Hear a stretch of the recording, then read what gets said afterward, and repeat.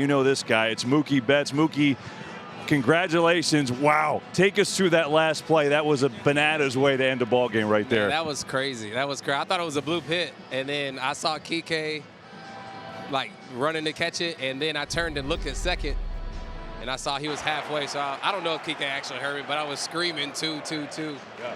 But Kike's instincts are so good, man. I mean, he probably saw the whole thing himself, and I mean, if he got it and threw it immediately, the best part of that play was Miggy. That was a sick catch. That was a tough play. Yeah, great putting Miggy in there. He was unbelievable. We made like 5 or 6 plays. Obviously, we'll get to your hitting later, but we got to start how it finished. Glass now comes in, second and third, no outs. 3 pitches later, ball game, game 7. What were you thinking? Like, ground ball to you. Tell me what your mindset is going through right now. To be honest, because this is kind of my first time in the World Series and playing shortstop and all these other things, I was asking Miggy Rowe what to do. So during that pitching change, I was asking Miggy, you know, what do I do right here? And he just kind of let me know, ground ball, make sure he doesn't get to third, and just take the play. We're still up 2. Got to get a punch out by Glass. You know, he said Glass has got to get a pop-up right here for us. So he made it really clear and easy for me. And so now I've been in that situation. I have an idea next time, but having Miggy has been a blessing. Right. Wow. Little boy, what's going on, homie? Very happy for you. Congratulations on tonight's game, man. Thank you, sir. Been cheering for you big time.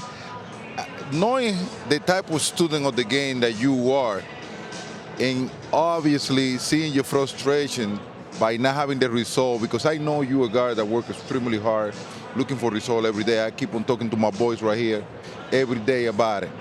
What was your mindset coming into this game tonight that you guys know that you guys were against the rope and they move you to hit 4? What you know that the responsibility are deeper right there because everybody focused on the cleanup here. What was your mindset today?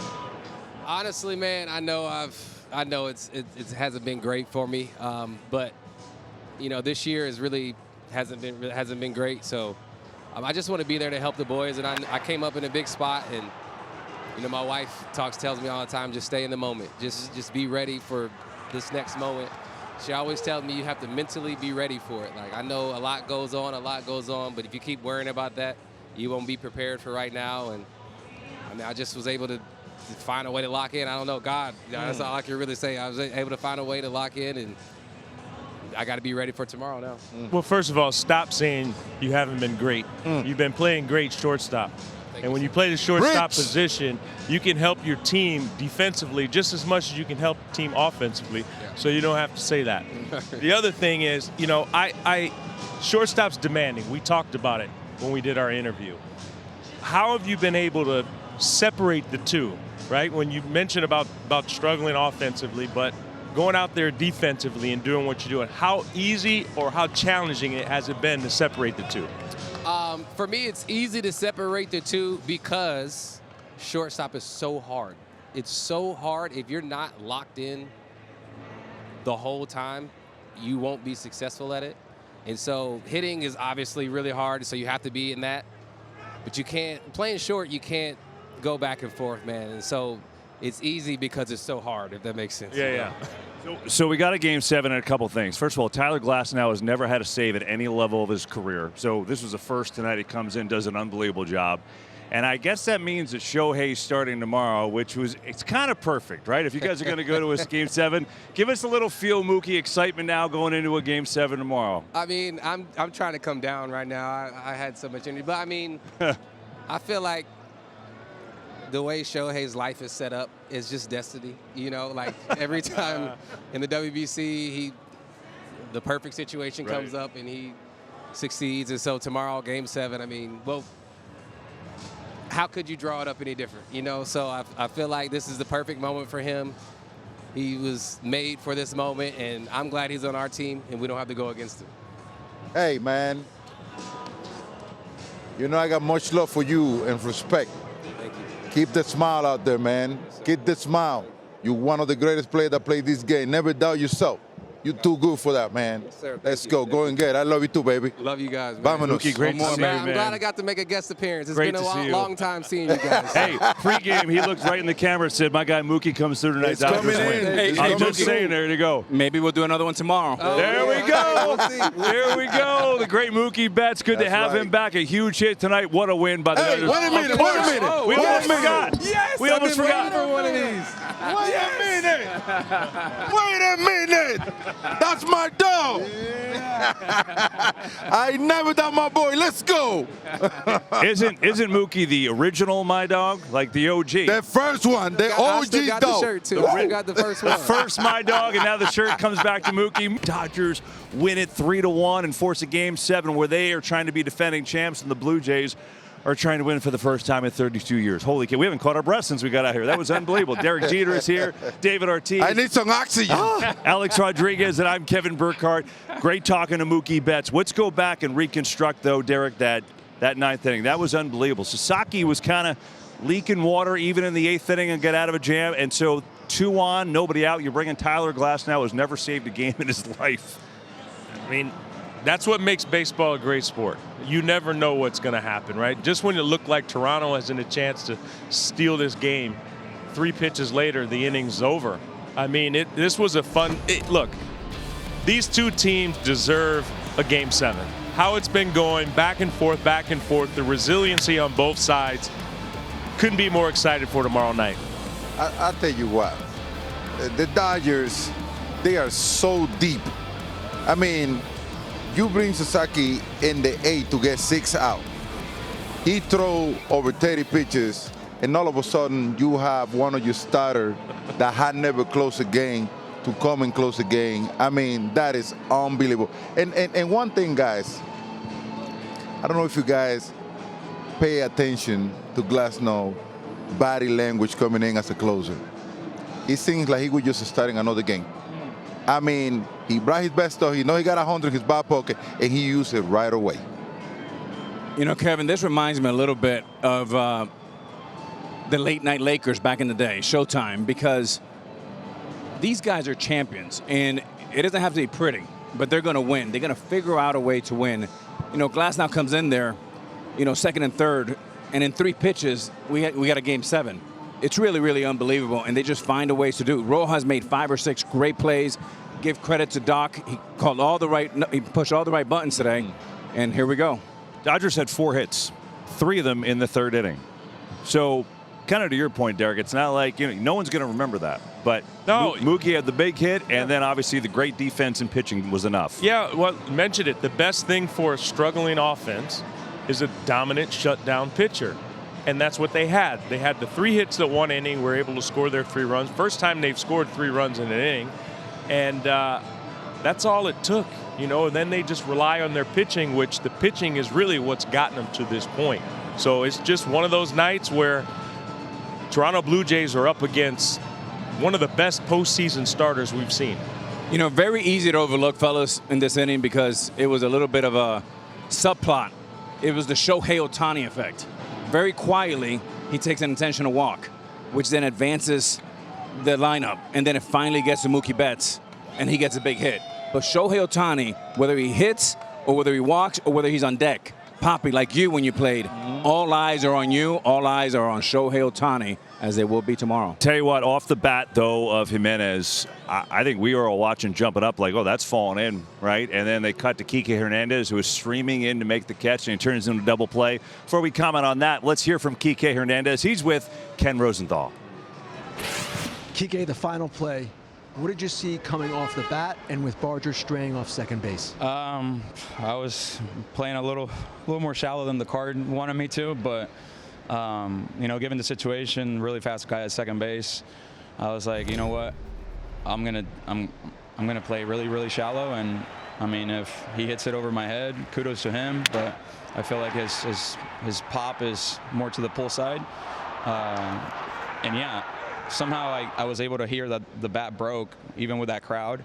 And the crazy thing is that I had no idea where the ball was because it was in the lights the whole time. But given the situation of the game, World Series on the line, and how good I was hitting tonight. I was like, it's going to hit me in the face, but I'm not stopping. I'm not pulling up. And then at the very end, the ball came out of lights and went in my glove. And I tried to not throw the ball hard because I was coming in at full speed and I was really close to the second base. And I thought I long hopped him, but I gave him a really hard throw to catch. And I think it was a better pick than it was a play on my end. It was a better pick on Miggy. Glasnow came in second and third, none out, got out of it. Kike, what did that show you about him? Everybody's willing to do whatever it takes to win this World Series, and you know there's no tomorrow. If he doesn't get out of that jam, he doesn't get his start tomorrow. So we're all in it together, and I'm sure he's in to pitch again tomorrow, back to back, probably first time in his career. And when I saw him warming up, I was like, oh, what's going on? But it made total sense, and I mean I'm just really happy that he was able to get the job done, especially given his last start. I thought he made one bad pitch and he got the loss, and we're not. Did he lose, or was that? I don't remember what game that was. But anyways, I'm really glad that he was able to get out of jam, and we're forced to Game 7. Yes, you said Game 7 tomorrow. Yeah. What would it mean to you, Kike, to repeat as champions? First back-to-back champions since 1998 to 2000 Yankees. Everything. I mean, whether we're back-to-back or the franchise had never won a World Series, winning a World Series is what we all dream of, man. And the fact that we did it last year is, I think it's more of a coincidence than anything. We're not really thinking about last year because last year was last year. There's a different group, and we're just thinking about this year. The goal is the same, win a World Series, and here we are at Game 7 of the World Series like every little kid dreams of. And, I mean, it's been a heck of a series, and why not play a Game 7, Kike, thanks a lot. Kevin, back to you. Ken, Kike, thanks. First of all, that was a tremendous interview. I mean, he said, I thought the ball was going to hit me in my face. It's a lot to process. It's a lot to process. So let's start with this. Fascinating that he deducted that his pull side is the power, and he was playing more shallow than the card suggested. Just instinct there to do that? It's instinct and experience. Yeah. He's playing on his 91st career postseason game, which is a franchise record. But he's right about this. The back end of that play was much harder. As an outfielder, you're taught long hop or no hop. And this was an in-between hop. And from 1 through 10, that's a 15 in the scale of difficulty. Unbelievable play by Rojas. 9 out of 10 times, you don't make that play. Kevin, in this play right here, the only advantage he has is that he don't have a legit power hitter at the plate. So that's when he made the decision of playing shadow.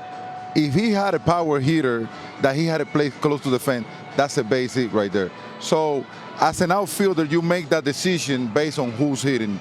That's why he complete that play. Well, if it's first and third, he's playing back a little bit more, right? Mm-hmm. Because the tying runs on second, there's the decision. Yeah, it's also experience. Yeah. He's been in these situations before. So, he took the liberty of on his own to play a little bit more shallow. And if it was a younger player that maybe doesn't have that experience, they would do exactly what the card said. But Kike's been in this position. He's been successful in these positions, offensively, defensively. But, like you mentioned, Rojas. How about Doc putting Rojas in the game? Wow. I mean, he made, 4 or 5 great defensive plays. I had him down in Miami, and, he's been a Gold Glove finalist at shortstop before. So not surprised at the defense that he displayed today. Big part of the game, especially when you really didn't get anything going offensively except for that one inning. No matter how good Yamamoto plays, you need the defense behind you. Yeah, just want to repeat a little bit of what you said, Kevin. If it's first and third, you have to play no doubles, which means you're almost by the warning track. So then that becomes a hit. But because the tying run is a second, he's allowed. I mean, we remember in the World Series, Gonzalez with a little bloop. There's a lot of bloopers that go that way, and he got that one. Yeah, just take me through how difficult the play that Rojas made was, just so the fans at home can appreciate that. You guys have been on receiving end of many of those throws. Take me through the play from Rojas's view. Yeah, so as a young infielder and cutoff and relays or outfielders, you're taught either no hop, which is a straight line to the catcher or the place you're throwing, or a long hop, which allows the ball to bounce way over there, almost like a tennis, like really nice long hop. That was an in-between, which, Kike knew he screwed up from the get-go. But Rojas backed up. One thing he did, he backed his head up really nice. He watched that ball come in, and he almost caught it in between his legs. Unbelievable play, and I don't think people appreciate how difficult that was. It's like he was playing like a first baseman. That's what it was, on a double play, because Kike was pretty close to him. So he's like a first baseman. You don't want an in-between hop. Sometimes you see shortstops go in the hole and they'll bounce it to first base. Same thing there. If you're an outfielder, you want to bounce it to second base or get it there all the way. But Rojas deserves all the credit on that play. It seems like he got to pay attention to too many things. He got to pay attention to how far the runner is. He got to pay attention to that throw. That was a tough throw. I mean, that is a hard play to complete. And you know what? The most important thing is Dave Roberts' move. He make it clear why he was putting Rojas at second base. It's crazy. It seems like he know how to move everything around. It seems like he can predict things before it happen, because he talked about playing Rojas today, and look at what happened. How about Mookie saying that Rojas helped him in the game-winning situation? He knows his team. Doc knows his team. He knows what buttons to push. Now, on the other side of that, Kevin, I don't care how good those plays were, they should have never happened.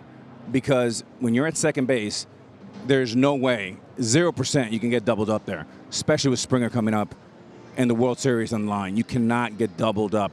If the ball bounces, you can walk to third. Now you have first and third, and you have Springer, but you cannot get doubled up. No. Wow, that's the crazy part. Springer, who obviously hit the home run that sent him to the World Series, one of the most clutch postseason players in the last 20 years, is on deck. Oh my gosh, so much to unpack. We haven't even talked about Yamamoto yet, who, by the way, is clearly a cyborg and pitched another absolute gem. Let's hear from him. He's with Tom Verducci.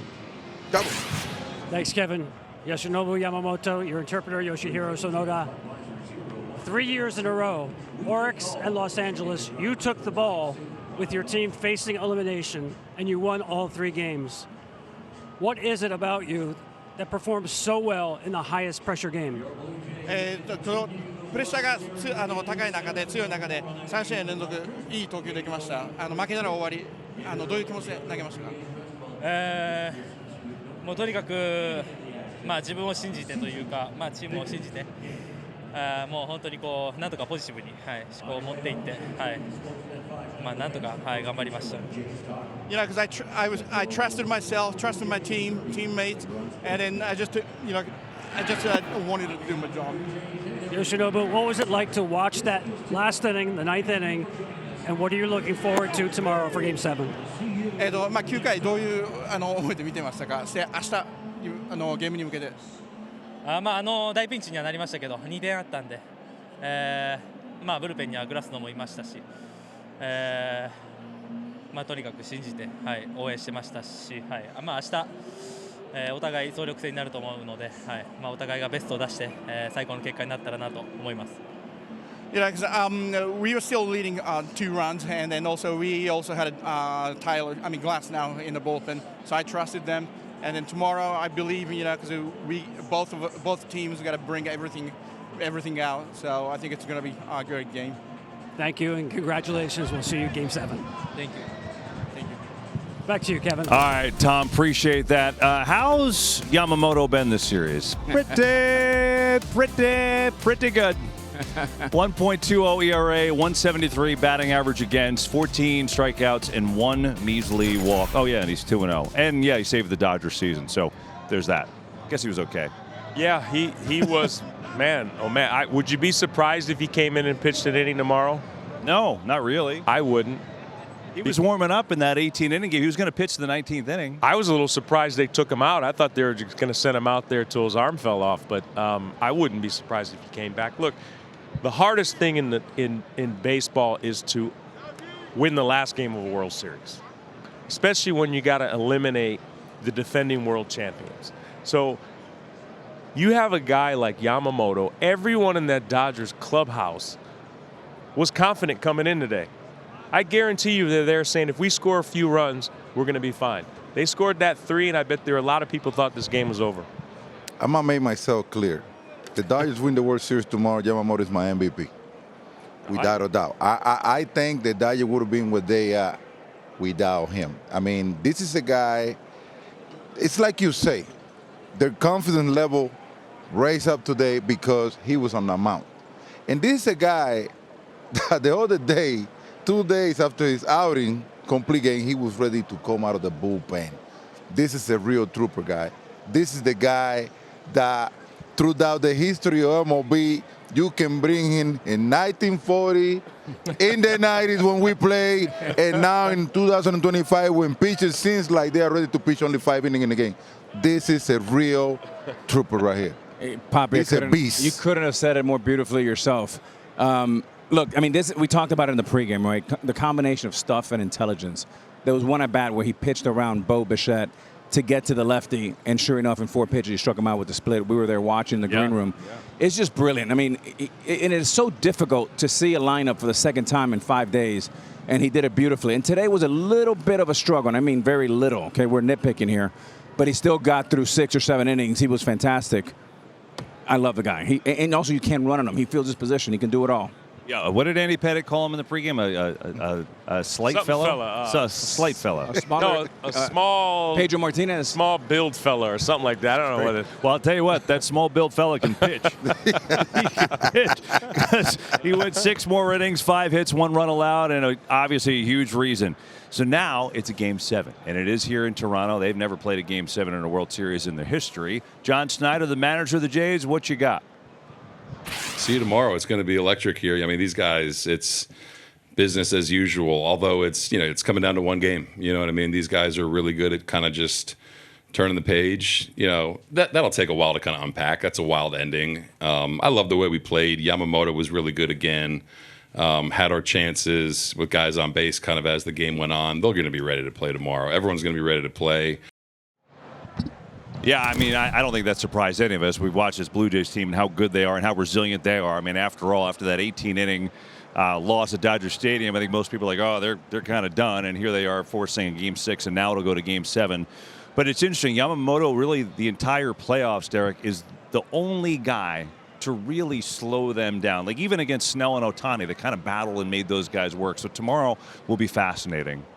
I expect a lot of action tomorrow. I really do expect a lot of action. I expect the Toronto Blue Jays offense to bounce back. I expect them to score more runs.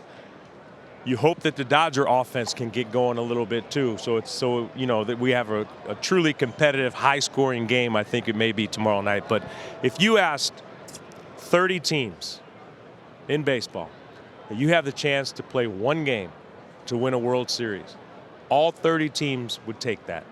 So here we are in Game 7. Kevin, answer to your question. Yamamoto, his location against this Blue Jay team has been phenomenal. He don't miss on the plate. He's either go in, out, up, or down. He's not right here on the diamond. Those Blue Jays batters, they are aggressive, and they put the ball on play. And this guy, over 15 innings, have been able to shut them down. That means he is doing his thing out there, without a doubt. Yamamoto had to be one of the best pitchers I ever seen in the playoff, without a doubt. You know what? Sorry to cut you off. The only pitch he threw down the middle was the 3-0 pitch to Springer for the RBI. That's the only one. That's it. That's it. That's it. Probably thought he wasn't swinging. Hey, and this guy is in the dugout working on his wind-up. I mean, come on, man. He's running a book, man. Let him do whatever he wants. It works.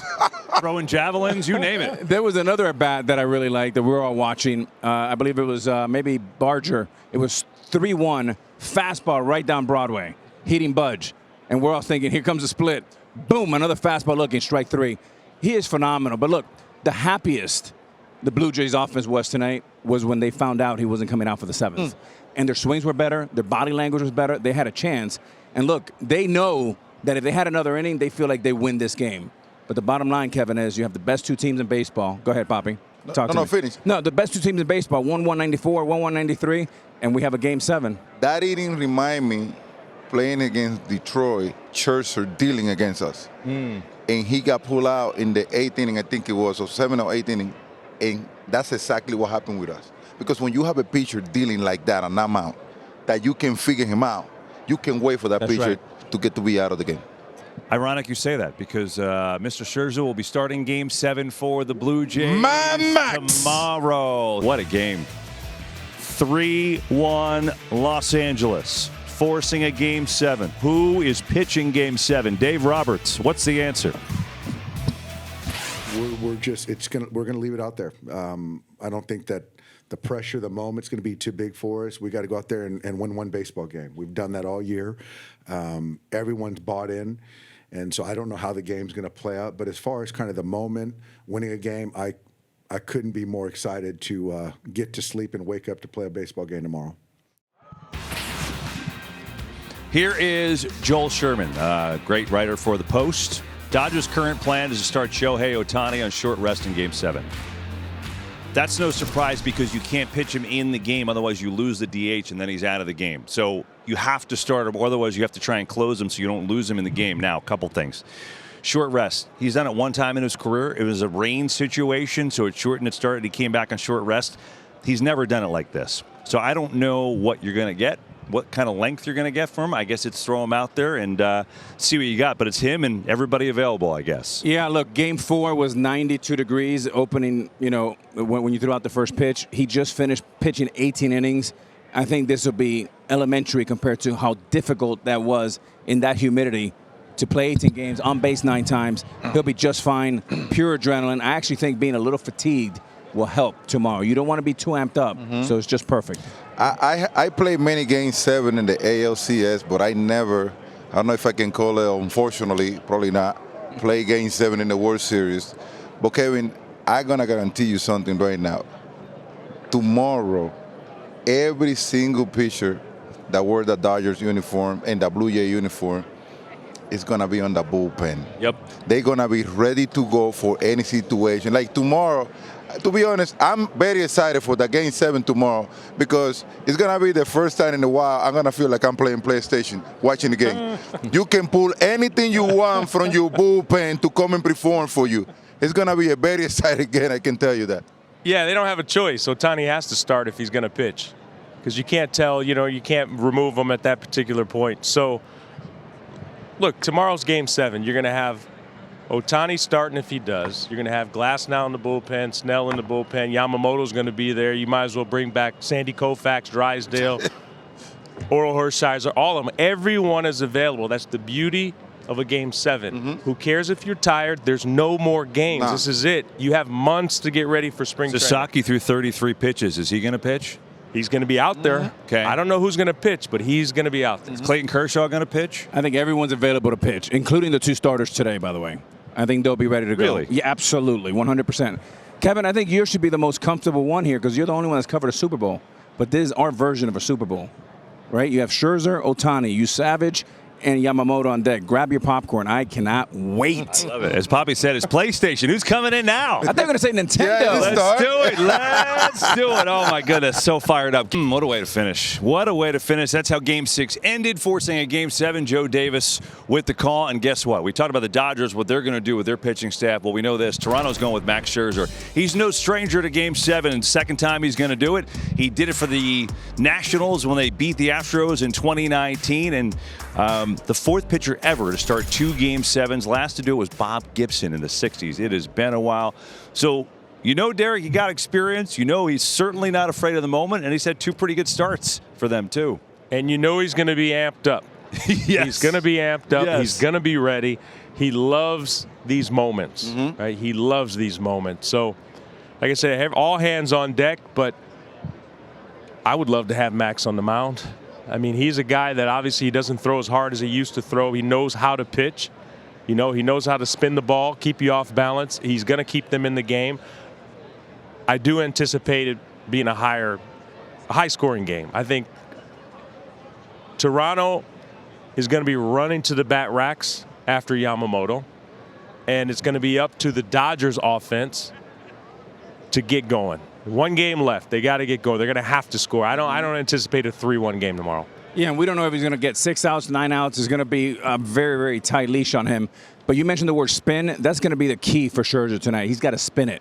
There was one at-bat today, the biggest at-bat of the game, which you can say Gausman was just as good, as good as Yamamoto tonight.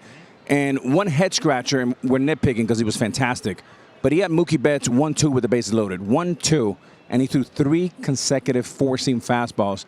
And I know he's a struggling hitter, but he's still a great future Hall of Fame player. Even a struggling hitter, you give him 3 in a row, and he's going to smoke it, and he did. So I'm sure Scherzer went to school on that. You could get a lot of spin tomorrow. Absolutely. I mean, when you had Jesovich and Guzman pitching the past couple of nights, I think a really good choice will be Matt Max out there tomorrow pitching based on his experience, based on his last outing. I think he did a very good job his last outing. I was expecting him to go 4 or 5 innings his last outing. He went, what, 4 1/3, 4 2/3, something like that. So the experience going to play a big role tomorrow. But I will have my bullpen ready just in case. I don't wanna see Snyder being caught sleeping. He's been doing an incredible job moving his pitcher around, and I know he's going to be very aggressive tomorrow. Yeah, no doubt. Everyone will be available. Well, let's hear from Jays manager John Schneider on Scherzer getting the ball for Game 7. That's the 2 best words in sports, Game 7. No better guy to have on the mound to kind of navigate the emotions, the stuff. Max has been getting ready for Game 7 when he knew he was pitching Game 3. So all the confidence in the world in him and everyone tomorrow.